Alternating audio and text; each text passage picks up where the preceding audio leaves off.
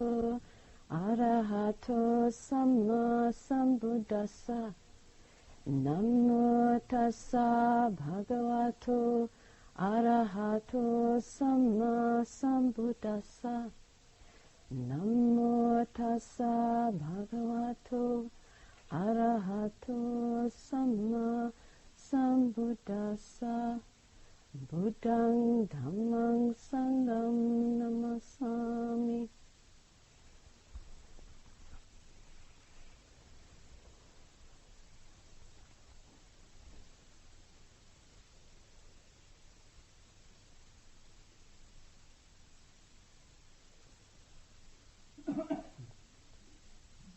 In the last day, today and last night, we've been reading the names of so many people suffering, so much agony and hardship, so much misery all around us. It's so unbearable. How do we accept it all? How do we take it? Heart attacks, aneurysms, suicide, cancer, strokes, Alzheimer's, motor neuron disease, plucking the life out of so many young and vibrant people. Old age, sickness, disease, decay, snuffing out the lives of so many elderly people who still have a lot of living that they want to do. What does it all mean? Death is all around us. In nature, we're coming into the season now where everything is dying. This is the natural law. This is not something new. And yet, time and again, we keep pushing it out of our lives, trying our best to pretend that we aren't going to die, that we won't grow old, that we'll be healthy, wealthy, and wise until the last moment, and then finished. But even if we were never sick a day in our lives, we still die.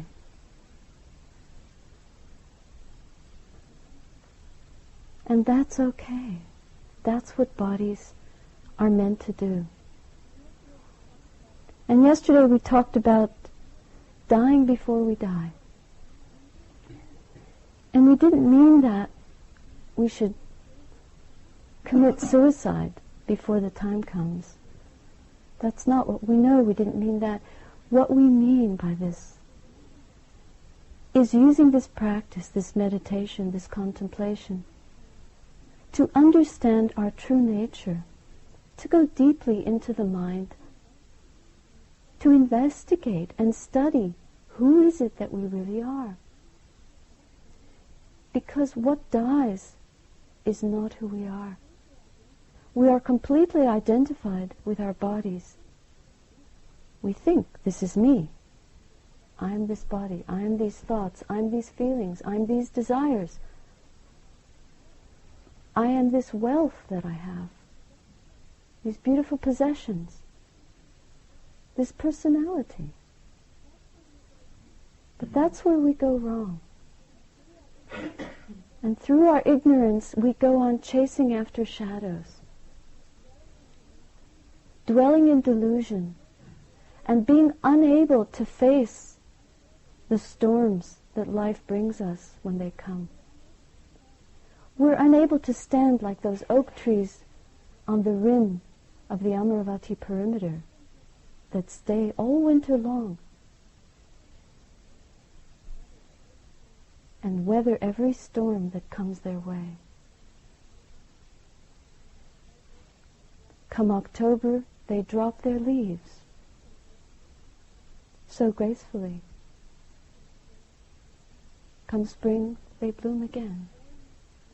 The goings and comings, the births and deaths, the seasons of our lives. And when we are ready, or when our time comes to die, we may not be ready. In fact, we might thrash. We might resist a lot. But if we can prepare ourselves by investigating who it is that we really are, then we can be more alive now. We can live consciously, and when the time comes, we can die consciously, and in dying peacefully, totally open, the leaves fluttering down just like that. Then our death, a peaceful death, will be a gift, a blessing to the world.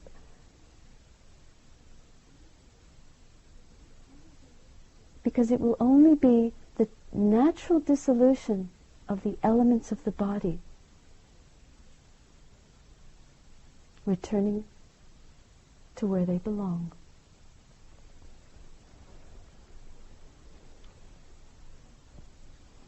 So we chase shadows. But this doesn't mean that we shouldn't love each other, that we shouldn't feel anything when someone dies that we love. But that we be aware of what it is that we're feeling. What is grief really? If we're attached to the person, if we're attached to their body, to be a certain way for us, we want them to be a certain way for us, then it's only natural that when they die, we will grieve, we'll feel a great loss, the shattering of the mirror. They are the mirror of our true nature, of the unconditioned that is within us. That's what love, pure love, can bring out in us.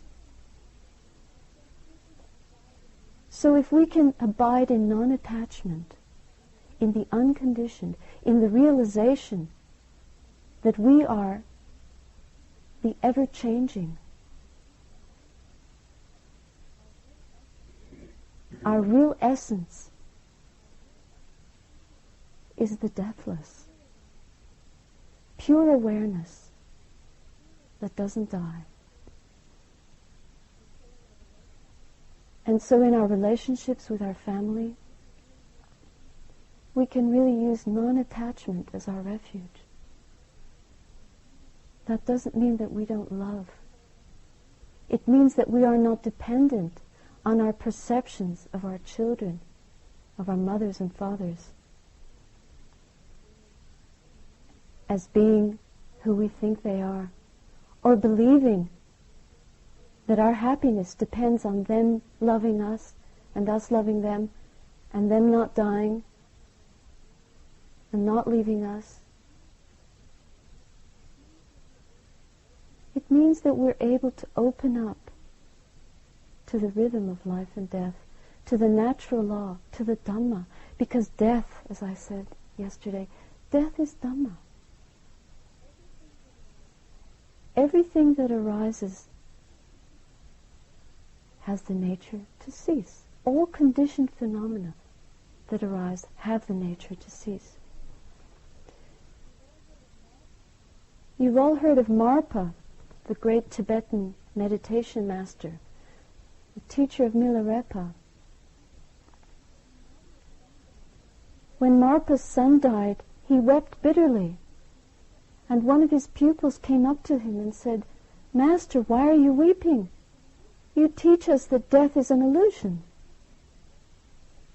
And Marpa, through his tears, said, "Death is an illusion, and the death of a child is an even greater illusion. The death of one's child is an even greater illusion." What he was showing his disciple in that moment is that yes, he could understand the truth that all conditioned phenomena, all that is conditioned, that has the nature to arise, has the nature to cease, even in understanding that, he could still be a human being. He could feel what he was feeling. He could open to his grief. He could be fully present. Acknowledge that he missed his son. There is nothing incongruous about feeling our feelings, about touching our pain, at the same time that we understand the truth of the way things are, the truth of the way it is, the truth of winter, summer, spring, and fall, the truth of our birth, our aging, our sickness, and our death. When the Buddha was still Prince Siddhartha, before his enlightenment, he had everything. He had what most people in the world are running after. As they push death farther to the edge of their lives, as they push the acknowledgement of mortality, morbidity, and suffering to the farthest extreme of their consciousness, running after riches, running after property, running after fame, running after business, success, power. The Buddha had all of that. He was a prince. He lived in a palace. He had a wife and a child. He had all the pleasures of the senses. He had a different palace for every season. And if any of you have seen the dramatization, The Little Buddha, you may remember, if you've read the suttas, you may recall that his father tried desperately to protect him from seeing the ills of life. He must have known that his son was wise and would not want to take on the inheritance of his kingdom should he sense that there was something else to all of this. But he couldn't hold him back. And one day the Buddha rode out of the palace and saw what he had to see. The 4 heavenly messengers. Some of us might think it's contradictory that a heavenly messenger could come in the form of a very sick person. What's so heavenly about a very sick person? But it's a divine messenger. Because suffering is our big teacher, as Colin mentioned in his note. The death of a dear friend taught him the truth of the first noble truth of suffering. There is suffering. What is so heavenly about the second heavenly messenger seeing a very old man hobbling along? And what is so heavenly about seeing a corpse riddled with maggots and flies decaying on the funeral pyre? These were the things that the Buddha saw that opened his eyes to the truth about life. And the 4th heavenly messenger was a samana, a monk. Could have been a nun, but a monk. Not important. A monk, a renunciant, a symbol of renunciation, of someone searching for the truth about life and death. Someone who had given up the world to discover within himself the reality that is to be discovered. Why do people climb Mount Everest? Because it's there, they say. I'm not climbing it, but there is a Himalaya in here, and I want to climb that Himalaya. I don't need to go to Everest. I couldn't even if I tried. So that's where this renunciate was pointing the Buddha to the other reality that he could discover within himself. And that set him on his journey. These messengers point us to the way of truth, because we're running in the opposite direction. We are running in the way of ignorance and selfishness, completely caught up in delusion, confusion, wrong view. There's a crazy wisdom story about Nasruddin again. Nasruddin was told that if he spread a certain herb around his house, it would keep away the tigers. So he collected a lot of these herbs, as you say in England, excuse me, and he began spreading them all around his house. And his neighbor saw Nasruddin crawling around on the ground, spreading these twigs and roots around the circumference of his house, and he said, "Nasruddin, what are you doing?" He said, "I'm creating a protection from the tigers." And the neighbor said, "But there aren't any tigers around here." And Nasruddin said, "You see, it works." What is it that we are really looking for in life? We're looking for happiness, for safety, for safe refuge, for peace. And where are we looking for those things? Collecting more and more possessions, having to have bigger and bigger locks on the door, alarm systems, rig your car with every kind of burglar alarm. They have these gadgets that now on the new cars, you push a button, and if you, my father showed me this when I was with him, if you're far away in a parking lot, you can make your car start beeping in case you forgot where you parked it.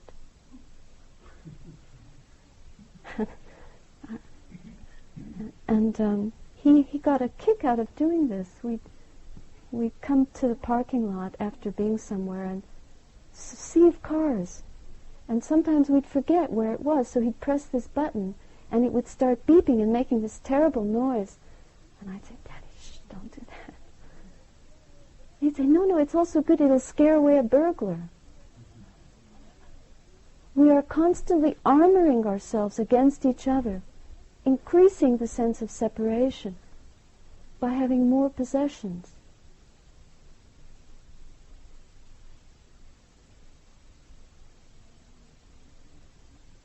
By having more degrees. And then the more PhDs you have next to your name, the more respect you expect. So you're constantly at the verge of disappointment if people don't show you enough respect.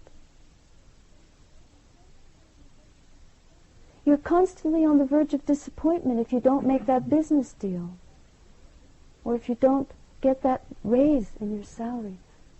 This is not to put down the material realm. Not at all. We need things. We need food. We need clothing to protect us. We need shelter. We need warmth. We need a place to sleep, a place to rest. We need friendship. There's a lot that we need to make this journey. But our attachment to these things and our attempt to fill ourselves, to fill the emptiness in our hearts with more and more stuff, with entertainment, with distraction, with a collection of CDs and cassettes and all the best music in the world, and going to the most exotic places on holiday, or having a fantastic time going out for dinner at different restaurants, and constantly trying to fill the hunger, and still we can't fill it because we're looking in the wrong place. And so when somebody suddenly gets ill, loses a leg, has a stroke, is faced with death, gets AIDS, and has to bear unspeakable suffering, what do? Where is the refuge?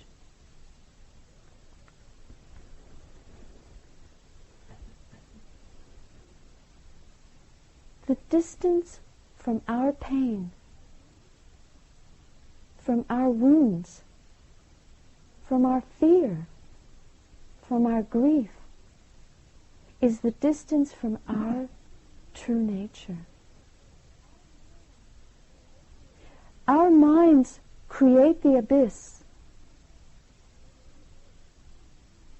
that huge chasm.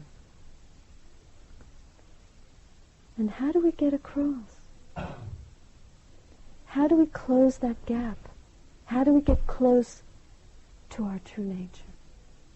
To the unconditioned, which is love, pure love in itself, untarnished, not leaning towards anything, not pushing anything away, but holding everything in one compassionate embrace. What will cross that distance? It is love. The heart. Coming deeply into our hearts, we cross the abyss, and we learn the difference between pain and suffering. Pain is pain. Grief is grief. Loss is loss. We can accept. But suffering is what we add on to it. When we thrash, when we deny, when we resist, when we push away, when we run, when we say, no, I can't. I did it today. I felt that feeling when I was reading the names of my grandparents, my aunts and uncles and their children who were murdered, and their naked bodies thrown into big pits during the Holocaust. I too felt this enormous pain that I didn't know I was going to feel. Grief comes at the most inconvenient times. Never mind. Be there for it. Open to it. Allow it to be. It's not a failure. It's not a punishment. It is life. This is what it means to take this human journey. So the difference between pain and suffering is the difference between freedom and bondage. Because if we are able to be with our pain, we are able to accept and investigate and heal. If it's not okay to grieve, then it's not okay to look at it, to investigate it, to hold it in your heart, and to be at peace with that feeling. And that's slavery, because that feeling then is where we're holding, where we grasp, where we cling, and where we suffer. Feeling the naked pain on its own, we can heal into life. We can let our suffering die. That's the death we need to die.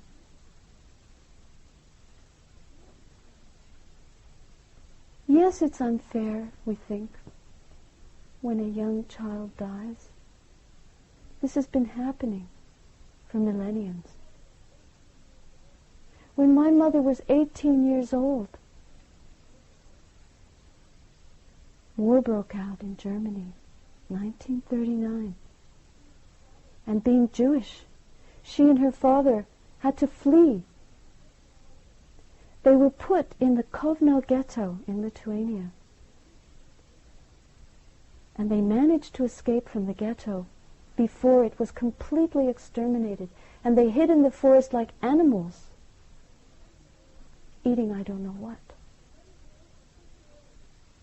And then at the age of 58, she developed Alzheimer's.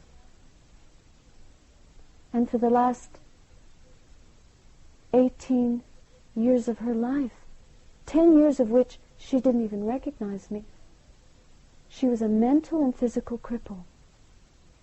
Is that fair? So much tragedy.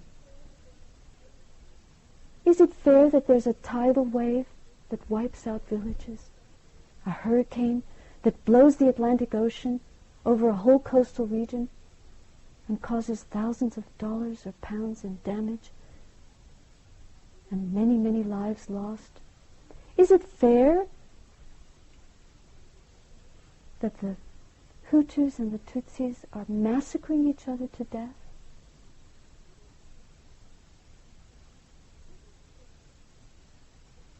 Is it fair that we are in constant conflict in our own families, closing out of our hearts our own husbands and wives, our own sons and daughters,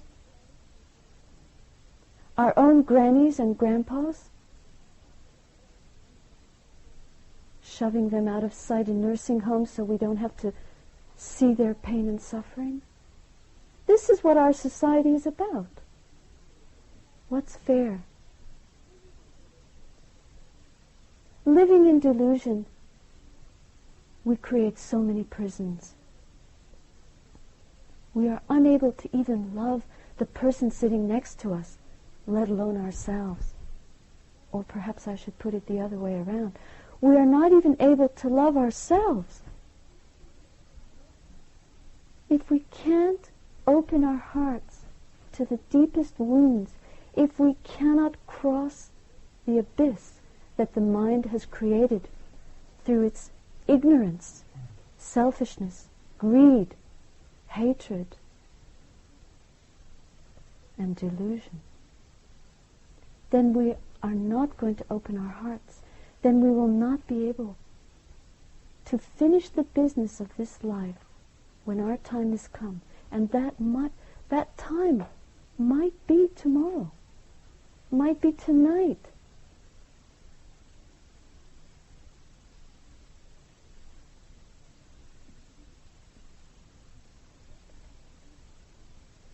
So what this all means is taking responsibility for what we feel.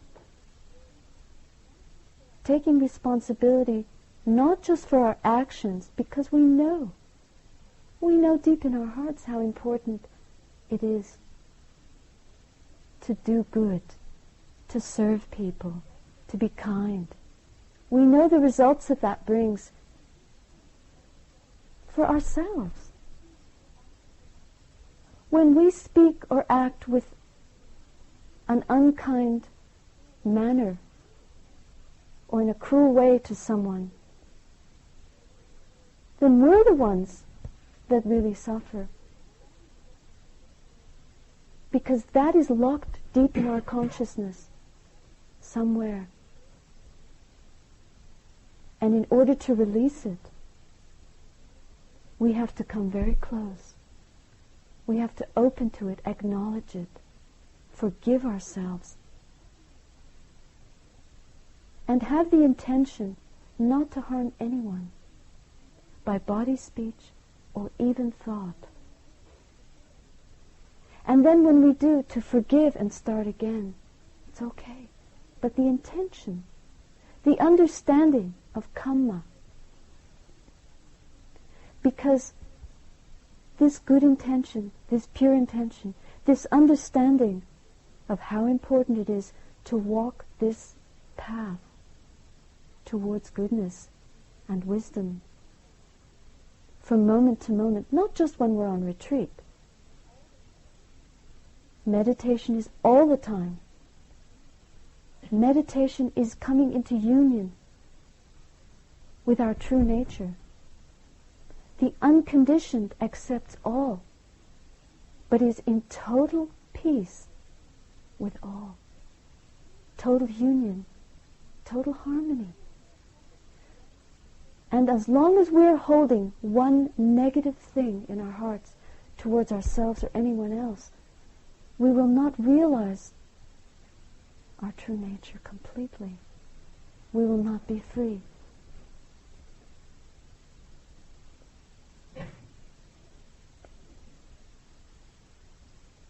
Taking responsibility for what we think, that's getting very refined. But can we start with taking responsibility for our actions? And so today, when I asked you to contemplate 3 things that you've done in your lives that you feel very good about,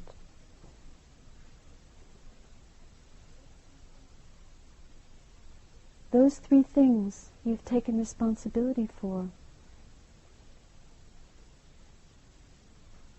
they help you in your present practice to feel confidence, trust, energy to keep going. The momentum for mindfulness.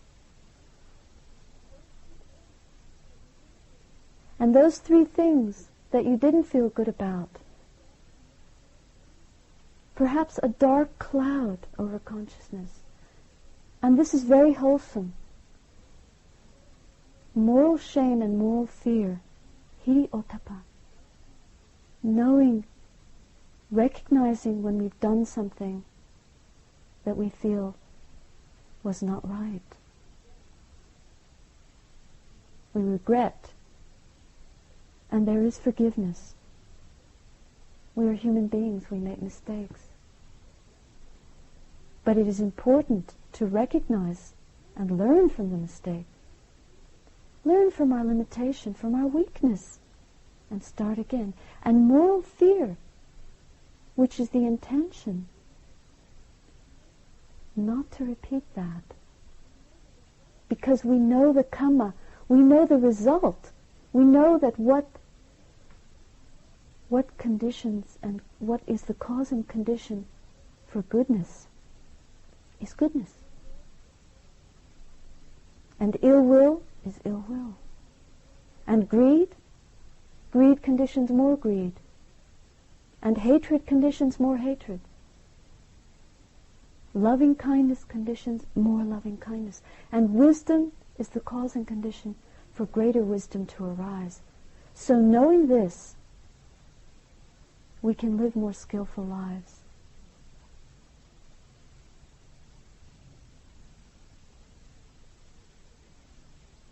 One time when the Buddha was giving a teaching,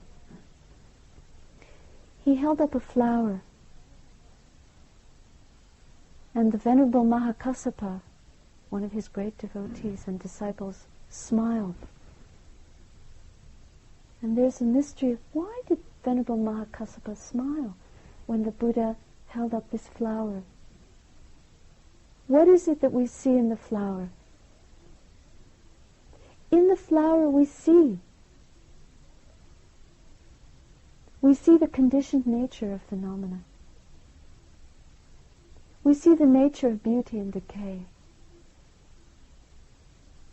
We see the suchness of the flower. We see the emptiness of impermanence.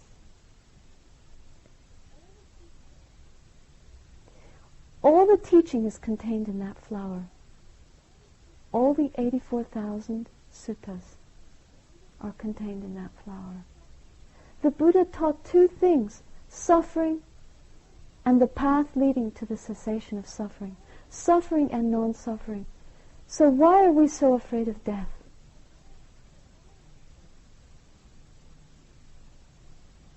It's because of our ignorance. Because we have not understood suffering. We have not understood the natural law. And we have not understood that there is non-suffering. If there is birth, there is death. And if there is non-birth, then there is the deathless. the unborn, undying, uncreated. Love, the supreme, the magnificent, Nibbana. What is Nibbana? It's like a flame gone out. The death of desire, the cooling of the ashes. In pain we burn. But with mindfulness, we use that pain to burn through to the ending of pain, to the cooling, the stilling. It's not something negative. It is sublime. It is a complete freedom from all suffering. Because of a realization, because of a wisdom, not because of annihilation. Not because there is nothing, but because there is emptiness. And in that emptiness, all things can abide. All things come to fruition. A human being is like a candle. We're all like different candles, different lengths. And we burn just as we're meant to burn. Each one of us has our lifespan. We have the genetic combination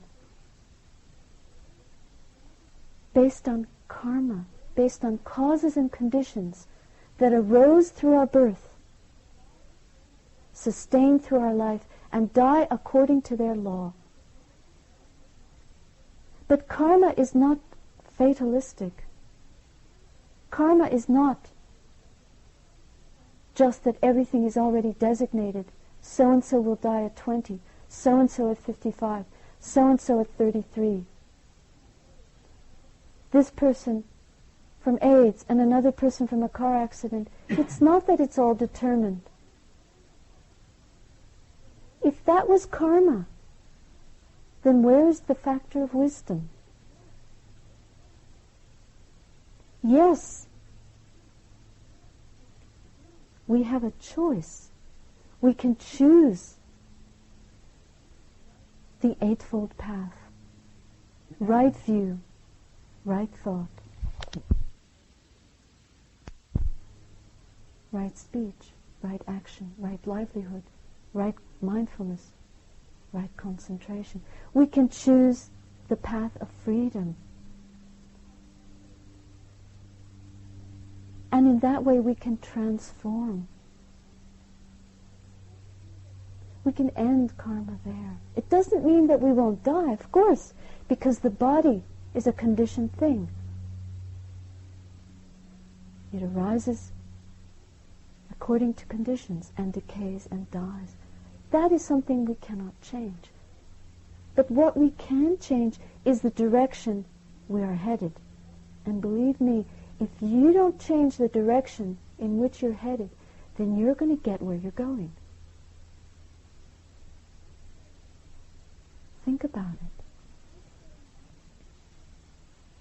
In this very moment, we can transform ourselves. We can free ourselves. Nibbana is not out there in the future. It is the intersection of the timeless with the time. We have to let go the future, let go the past. It doesn't mean we forget the people we love, the jobs we do, the schedules we have to keep, our duties, our commitments, our obligations. No. But in every single thing that we do, we pay close attention. We open. We allow life to come towards us. We don't push it away. We allow the moment to be all that we have. We live contemplating things, understanding things as they really are, and not in a veil of deluded desire. And so in that way, Nibbana is this moment, the ceasing of the fires of greed, hatred, and delusion, the cessation of suffering.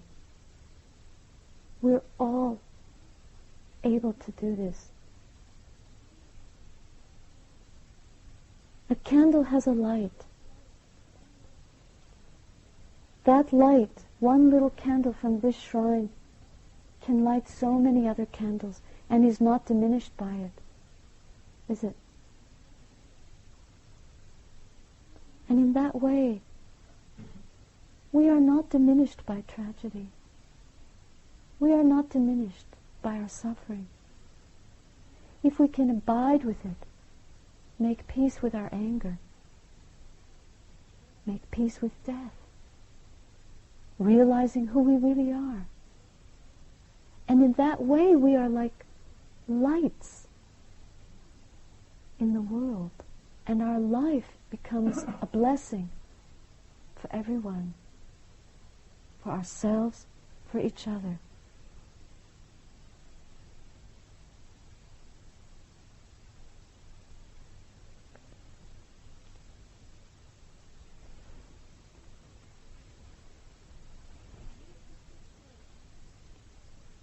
The most secure place to hide a treasure of gold is in some desolate, unnoticed place, says Rumi. Why would anyone hide treasure in plain sight? And so it is said, joy is hidden in sorrow.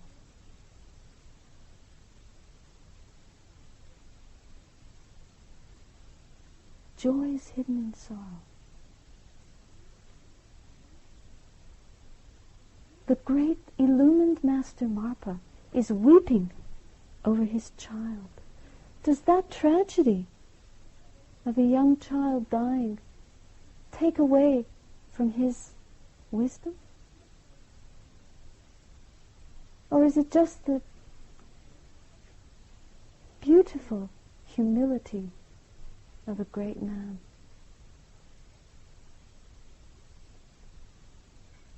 A great teacher.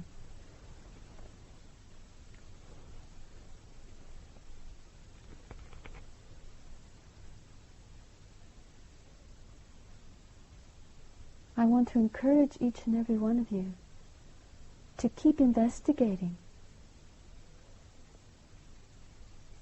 Keep letting go of your fear. Remember that fear of death is the same as fear of life. What are we afraid of? If we look deeply in our sorrow and understand it for what it really is, then the wisdom, the realization that it's not my sorrow, it is just sorrow. And we breathe into it, and there is that joy again. Joy and sorrow can come together.